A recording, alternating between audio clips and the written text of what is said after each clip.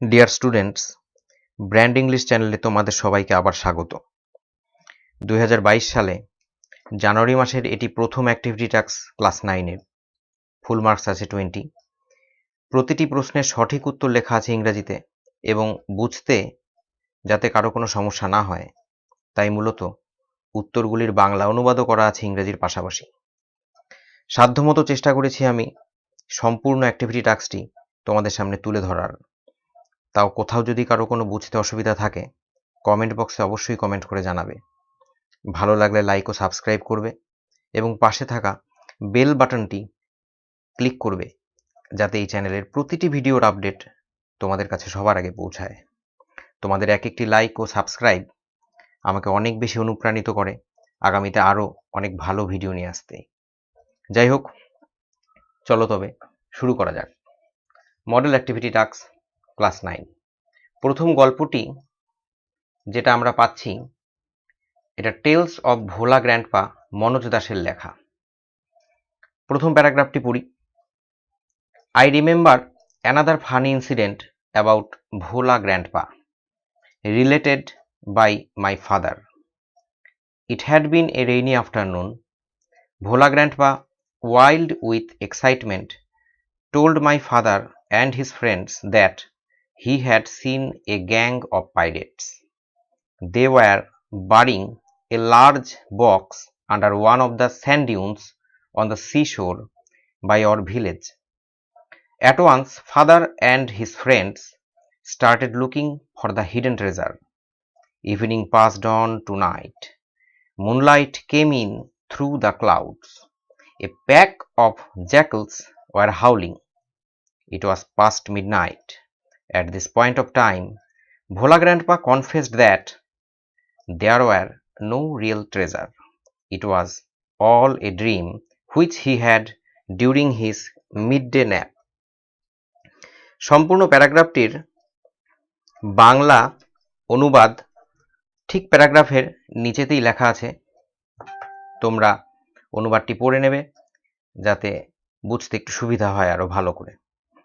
দ্বিতীয় প্যারাগ্রাফে আসি। Once Bhola Grandpa had a great adventure in the Sundarbans. In those days, Royal Bengal tigers freely roamed the dense jungles of the Sundarbans. People took care to move about only in groups, particularly after sundown.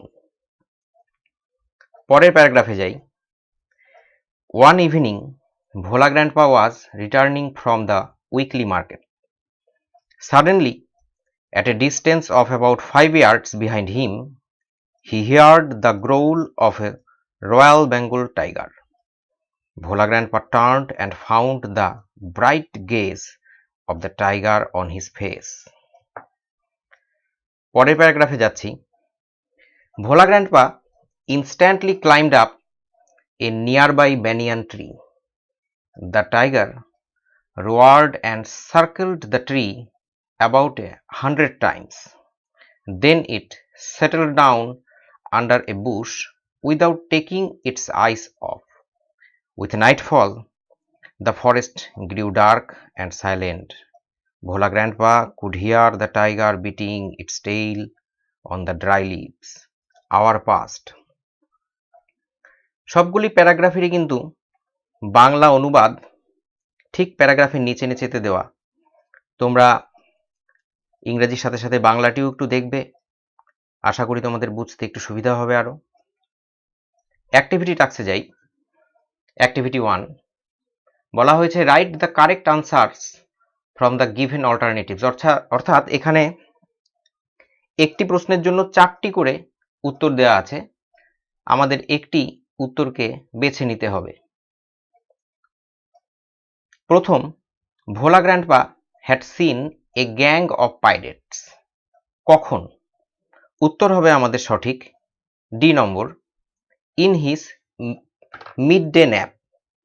দেখো উত্তরটিকে কিন্তু আমরা এইভাবে blue কালিতে লিখেছি, বাদবাকিগুলো কিন্তু কালো কালিতে আছে। 2 নম্বরে যাচ্ছি। After sunset people use to go out of doors in groups because of উত্তর হবে C number, royal Bengal tigers. 3 নম্বরে যাচ্ছি। On seeing the tiger, Bhola grandpa climbed up the, সঠিক উত্তর হবে বি নাম্বার, ব্যানিয়ান ট্রি। এরপরে আসি অ্যাক্টিভিটি 2-তে। বলা হয়েছে আনসার দ্য ফলোইং কোশ্চেন্স, অর্থাৎ নিচের প্রশ্নগুলোর আমাদের উত্তর লিখতে হবে। দুটো প্রশ্ন আছে, 2 নম্বরের করে আছে, 2 দুগুণে 4। প্রথম প্রশ্ন, what were the pirates doing when Bhola grandpa saw them? উত্তর হলো the pirates were burying a large box under one of the sand dunes on the seashore by the village when Bhola Grandpa saw them. Actually, it was all a dream which he had during his midday nap. সম্পূর্ণ উত্তরটির বাংলা অনুবাদ ঠিক উত্তরের নিচে লেখা আছে, তোমরা বাংলাটিকেও একবার পড়ে নেবে। বি নম্বরে যাচ্ছি। দ্বিতীয় প্রশ্ন, why did people move in groups particularly after sundown? অর্থাৎ কেন লোকেরা দলে দলে চলাচল করেছিল বিশেষ করে সূর্যাস্তের পরে? People moved in groups particularly after sundown because Royal Bengal tigers freely roamed in the dense jungles of the Sundarbans in those days. Bhola Grandpa had a great adventure there. আগের প্রশ্নের মতনই ঠিক এই দ্বিতীয় প্রশ্নেরও বাংলা অনুবাদটি ঠিক তার নিচেই লেখা আছে। এরপরে আসি activity 3-তে।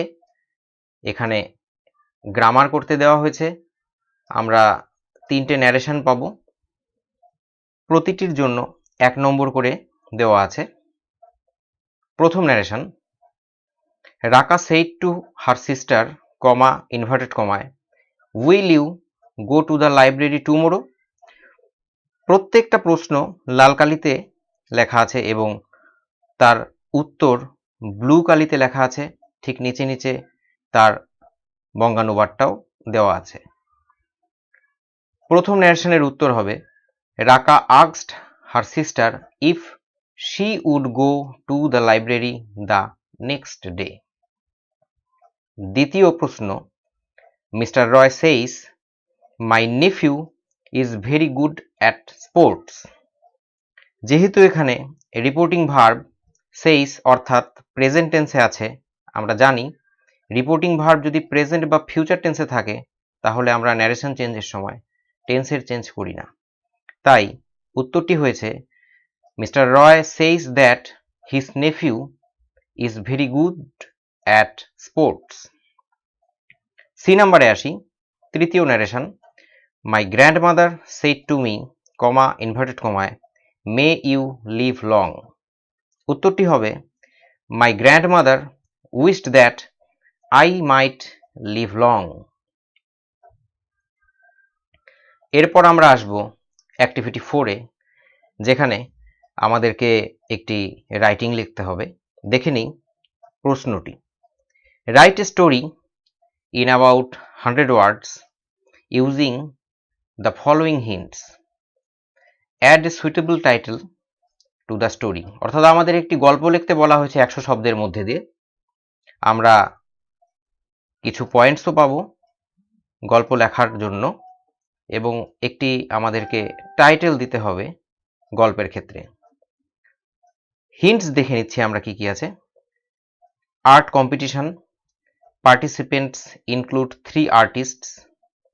One draws a bunch of flowers, another some fruits, third draws a curtain.